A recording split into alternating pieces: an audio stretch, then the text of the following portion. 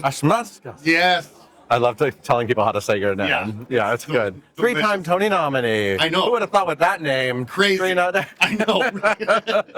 The poor people had to type it into the, whatever. It's like, God, nightmare. So where do you store your pins? I'm surprised you're not wearing your last two. I know I should have brought them earrings, but I have them on my piano up in my house. Oh, nice. I see them all the time, and they make me very proud. Nice. I love that. Very soon.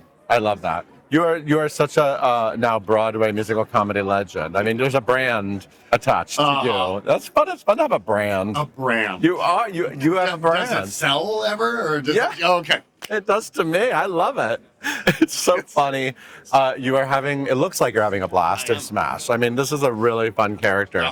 Exactly. This character is exactly like how he was on the TV show. Right. Exact same guy.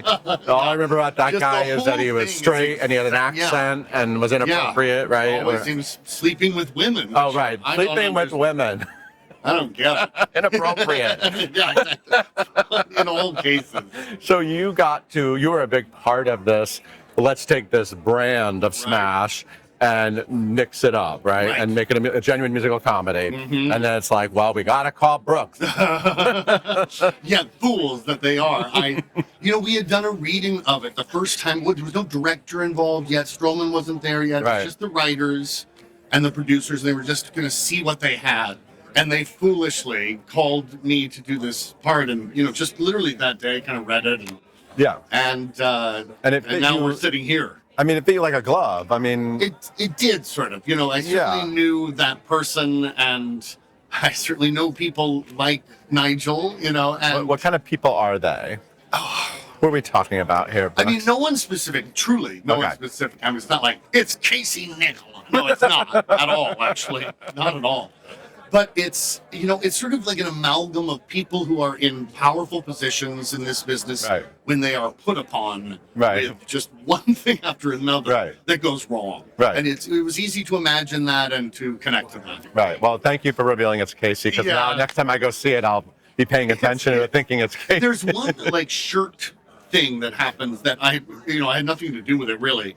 That I look at it and I'm like, well, that's sort of like what Casey would wear. That's really funny. Together. Yeah. But other than that, it's not. Yeah. It's also fun to be in something that's about this, right? It's about all of this. Literally, there could have been a Tony Junkett scene within the Smash, within the plot of Smash.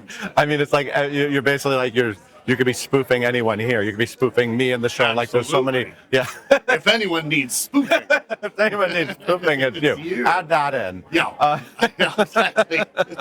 It is. It's so meta, that word, but it is. It really is. Right. And I always cite we had the Sitz Probe, which is the first Broadway word orchestra. And that's sort of late in the process when you're in tech usually. Yeah.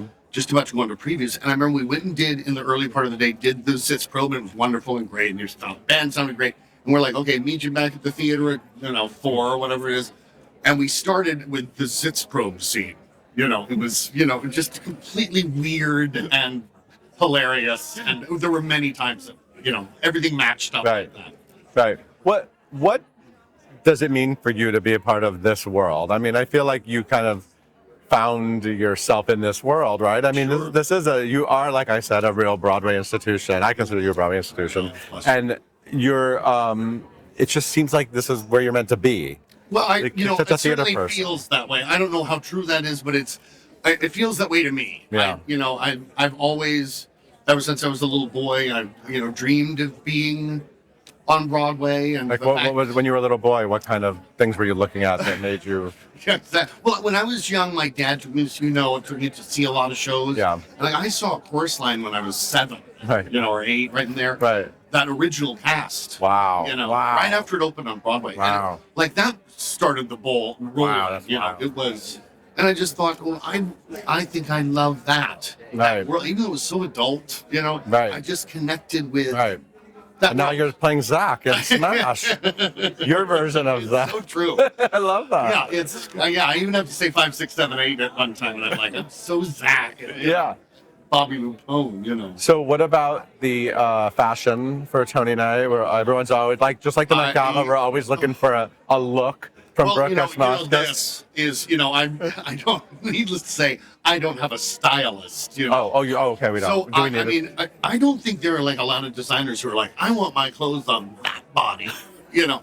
But, so I went before this, actually, and I went and I bought a tux. Really nice. Oh, okay. Spent way too much money. Okay, well, good. But I needed one. The body changes as we get older. Yes, And I have 3 different tuxes depending on my body. I tried on the other day. I was like, oh, no. This is, unless somebody's going to get hurt if that button flies off. It's very, traditional, like everything I have. Fabulous. The classic Broadway leading man. That's right. I love it. Congratulations. Thanks so much.